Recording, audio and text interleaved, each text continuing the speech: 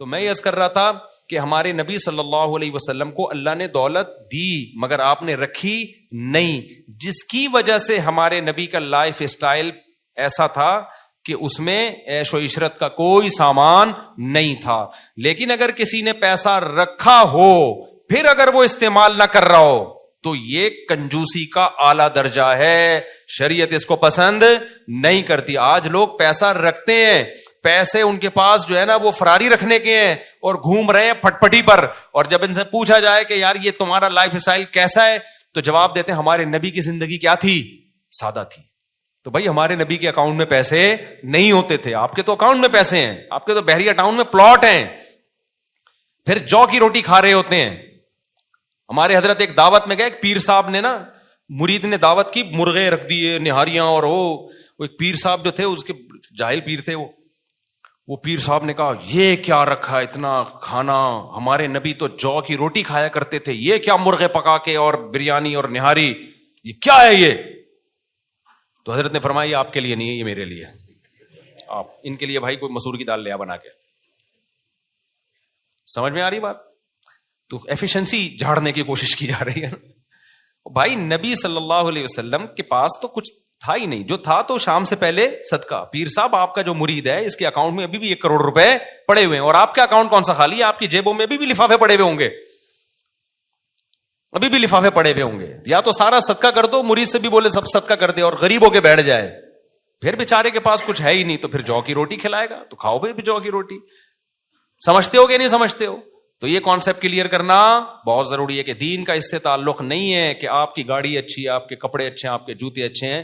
اگر آپ کے پاس پیسہ ہے تو پھر اگر آپ کی گاڑی اچھی نہیں ہے تو پھر آپ بے دین ہیں، کیونکہ آپ اپنے اوپر خرچ کرتے ہوئے موت آ رہی، اور آج آ رہی ہوتی ہے. آپ کو لگا ہوگا کہ ایک آدمی لینڈ کروزر میں گھوم رہا ہے، بڑی لگژری لائف ہے. ابے بھائی اس کے پاس جو پیسہ ہے نا وہ اس سے بھی اوپر کا ہے، وہ بچایا ہوا بہت زیادہ ہوتا ہے اور دکھا بہت کم رہا ہوتا ہے. اور علماء صالحہ کے پاس ہم نے دیکھا ہے، اہل اللہ کے پاس جتنا ہوتا ہے وہ چھپاتے نہیں ہیں، وہ لوگوں پہ بھی خرچ کرتے ہیں، اپنی ذات پہ بھی، کیونکہ وہ کہتے ہیں دنیا مسافر خانہ ہے. نبی کا ارشاد ہے کہ تیرا پیسہ صرف وہ ہے جو کھا کے ختم کر دیا، پہن کے پرانا کر دیا، باقی تمہارا کچھ بھی نہیں ہے.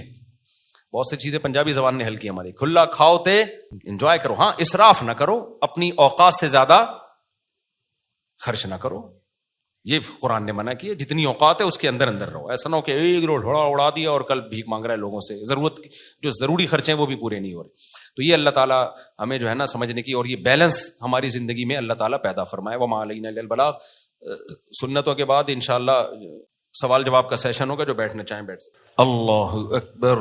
مہر کی رقم 2 تولے سونا اور 1 لاکھ روپے نقد. اچھا 2 نکاح ہے، دوسرا بھی ہے، 2 عدد دولہا.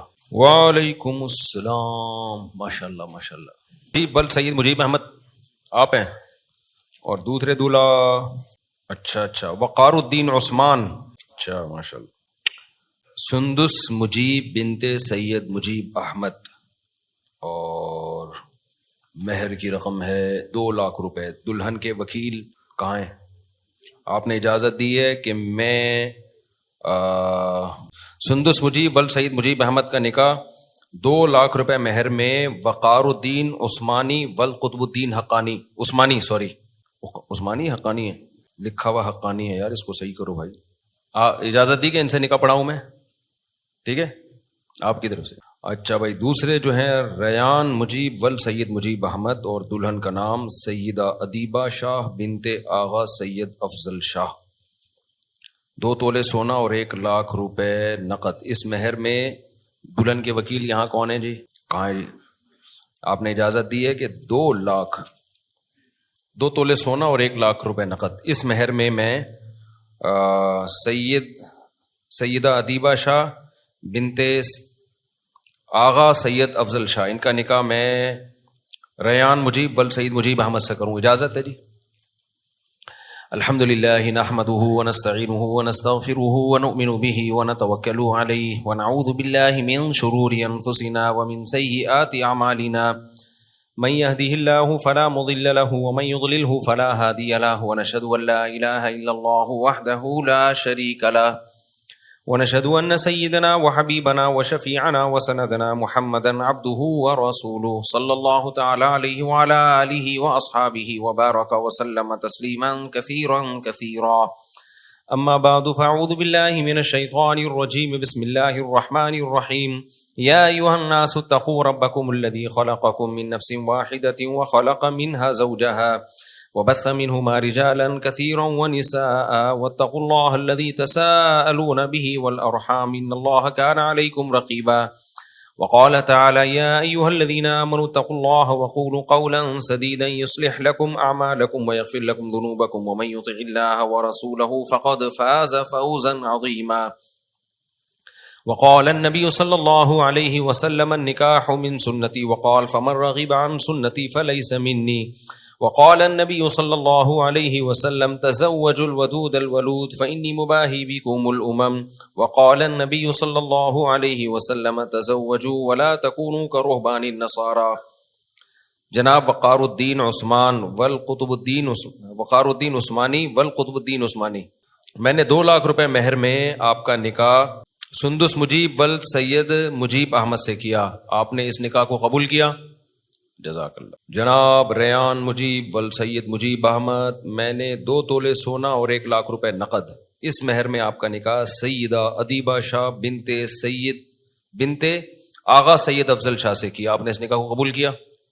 جزاک اللہ. دعا کریں اللہ تعالیٰ ان دونوں نکاحوں میں برکت دے. الحمدللہ رب العالمین والعاقبۃ للمتقین والصلاۃ والسلام علی رسول الکریم وعلی آلہ وصحبہ اجمعین.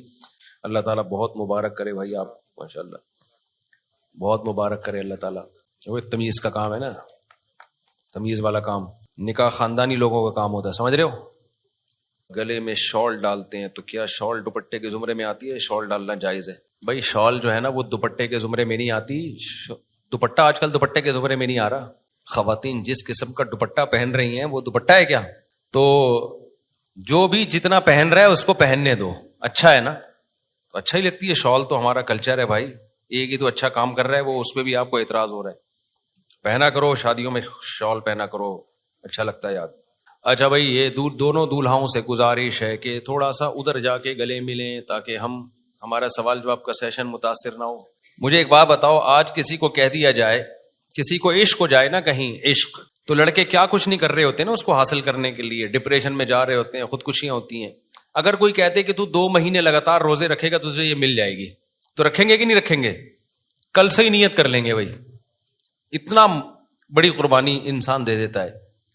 تو آپ کو جس سے عشق ہو گیا نا، جنت کی حور اس سے 100 گنا زیادہ ہے.